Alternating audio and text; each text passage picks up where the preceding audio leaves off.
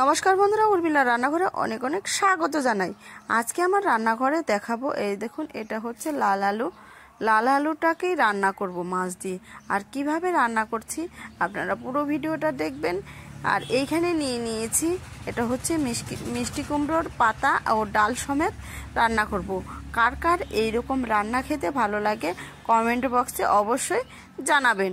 শাক পাতা দিয়ে মাছের তরকারি রান্না খেতে ভালো লাগে অবশ্যই কিন্তু আপনারা জানাবেন। তো এখানে নিয়েছি ছোট মাছ, এটা হচ্ছে কাতলা মাছের বাচ্চা, পুকুর থেকে কিন্তু মেরে নিয়ে আসছে। তো তারপরে যে দেখুন এখানে আছে ছোট পুঁটি, ট্যাংরা আছে আর রাইখোর মাছ দিয়েই আজকে রান্না করব। নানান রকমের মাছ আছে, খেতে কিন্তু অসাধারণ লাগে। বড় মাছের থেকে ছোট মাছ খেতে কিন্তু টেস্ট ভালো। তো তারপরে দেখুন এইখানে লাল আলুটাকে আমি প্রথমে ধুয়ে নিচ্ছি, সুন্দর করে ধুয়ে এখন আমি প্রেসার কুকারে 2 থেকে 3টা সিটি দিয়ে দিব। বেশি আবার সিটি দিলে খেতে কিন্তু ভালো লাগবে না। তো প্রথমে দেখুন প্রেসার কুকার লাগানো হয়ে গেছে আমার, এখন গ্যাসটা আমি চালিয়ে দিলাম। এই দেখুন সিটিও মারছে। তারপরে দেখুন আমি উনুনটা জ্বালিয়ে দেব।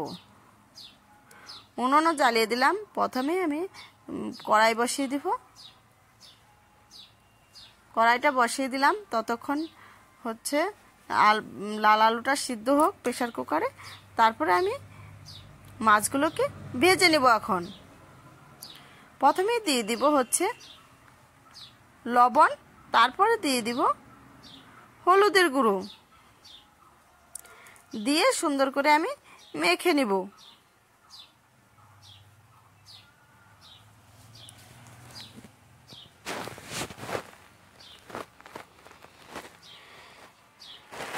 এই দেখুন কড়াইটা আমার গরম হয়ে এসছে।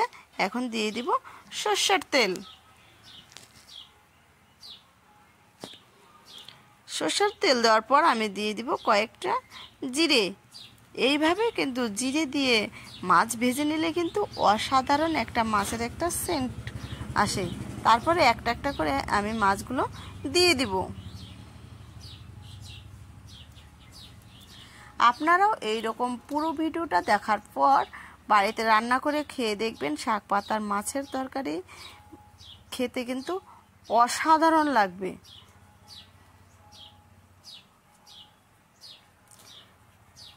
তারপরে দেখুন মাছগুলো আমার এপিস্ট হয়ে এসছে।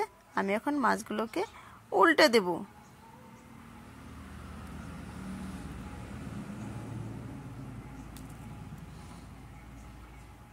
আমার চ্যানেলে যারা নতুন আছেন তারা অবশ্যই সাবস্ক্রাইব লাইক করে পাশে থাকবেন।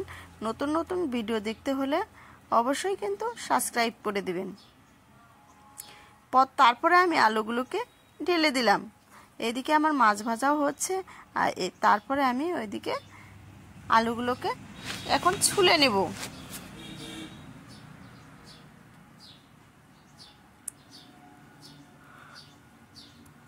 দেখুন মাছটা নামিয়ে নিলাম। তারপরে যে বাদবাকি মাছ আছে সম্পূর্ণ মাছ আমি ভেজে নেব।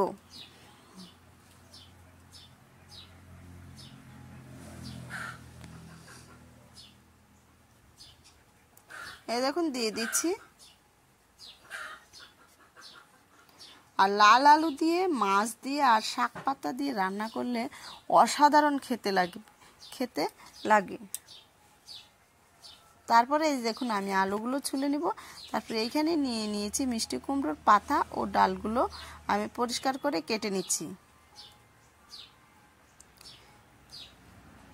এদিকে আমার সম্পূর্ণ মাছ ভাজি হয়ে গেছে। তারপরে দেখুন কড়াইটা পরিষ্কার হয়েছে। এখন দিয়ে দিব আমি সরষের তেল। সরষের তেলটা দিয়ে আমি এখানে ফোড়ন দিব, জিরে ফোড়ন আর হচ্ছে শুকনো লঙ্কা ফোড়ন দিয়ে দিব। দিয়ে একটু হালকা নেড়ে চেড়ে দিব। তারপরে দিয়ে দিব এখানে দেখুন ওই যে ছুলে নিয়েছি আলুগুলো, ওই আলুগুলো দিয়ে দিলাম। দিয়ে সুন্দর করে আমি নেড়ে চেড়ে দিব। ভালো করে একটু লাল লাল করে ভেজে নিব। তারপরে দিয়ে দিব 2টা তেজপাতা। এই দেখুন লাল লাল করে প্রায় ভাজি হয়েছে। তারপরে দিয়ে দিব আমি স্বাদ মতো লবণ। লবণটা দেওয়ার পর আমি একটু হালকা নেড়ে চেড়ে নিচ্ছি। তারপরে দিয়ে দিব আমি হলুদের গুঁড়ো,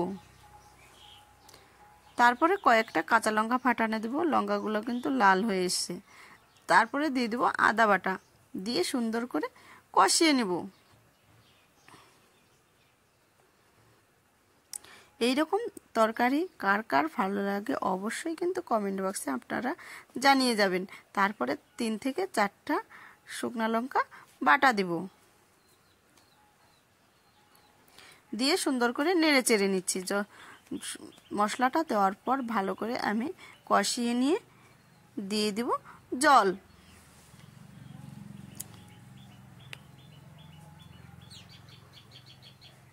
এই দেখুন দিয়ে দিচ্ছি। জলটা দেওয়ার পর হালকা আরেকবারও আমি নেড়ে চেড়ে নিব। যখন আমার ঝোলটা ফুটে আসবে তখন আমি দিয়ে দিব হচ্ছে ধনে বাটা। এইখানে অবশ্যই আপনারা কিন্তু ভেজে রাখা ধনে বাটা দিবেন। কাঁচা ধনে বাটা দিলে কিন্তু এটা একটু গন্ধ করবে। ভেজে রাখা ধনে বাটা দিবেন, দেখবেন তরকারি খেতে কিন্তু যে কোনো বড় মাছেও দিলে খেতে ভালো লাগবে, আবার হচ্ছে ছোট মাছেও দিলে কিন্তু খেতে ভালো লাগবে। ভেজে রাখা দিবেন, কাঁচাগুলো ঝোলে দিবেন না। তারপরে দিয়ে দেবো, এই দেখুন শাকগুলো সুন্দরভাবে কেটে নিয়েছি, ডালটাকেও পরিষ্কার করে ধুয়ে নিয়ে আসলাম। তো এটা ঝোলের মধ্যে দিয়ে দেব। আগে আমি দিয়ে কষাইনি, এটা ঝোলের মধ্যে দিলে অসাধারণ খেতে লাগে, আগে দিলে কিন্তু ওই টেস্টটা লাগে না। তারপরে ভেজে রাখা মাছগুলো আমি দিয়ে দিব, দিয়ে আবারও আমি নেড়ে চেড়ে নিচ্ছি। নতুন নতুন ভিডিও দেখতে হলে আমার চ্যানেলটাকে অবশ্যই সাবস্ক্রাইব করে আপনাদের পাশে রাখবেন, আর লাইক কমেন্ট করে পাশে থাকবেন। তারপরে এইখানে নিয়ে নিয়েছি আমি কিন্তু গরম মশলা আর হচ্ছে তেলে ভাজা জিরে সুন্দর করে পাটায় বেটে নিয়েছি। অবশ্যই কিন্তু আপনারা তেলে ভেজে নেবেন। এইরকম তেলে ভাজা জিরা ভাজা পরে নামানোর আগে দিলে কিন্তু অসাধারণ লাগে খেতে। আপনারাও বাড়িতে রান্না করার পর আমাকে কিন্তু অবশ্যই কমেন্ট বক্সে জানাবেন। তারপরে আমি দেখুন মশলাটা দেওয়ার পর কিন্তু বেশি জাল দিব না, জাল দিলে কিন্তু আবার খেতে কিন্তু ভালো লাগবে না। নামিয়ে নিচ্ছি আমি কালকে অন্য ভিডিও নিয়ে আসবো আপনাদের কাছে। আপনারা ভালো থাকবেন, সুস্থ থাকবেন, এই কামনাই করি। এই দেখুন কত সুন্দর কিন্তু কালার এসছে, খেতেও কিন্তু অসাধারণ লাগবে। পুরো ভিডিওটা দেখার জন্য অনেক অনেক ধন্যবাদ।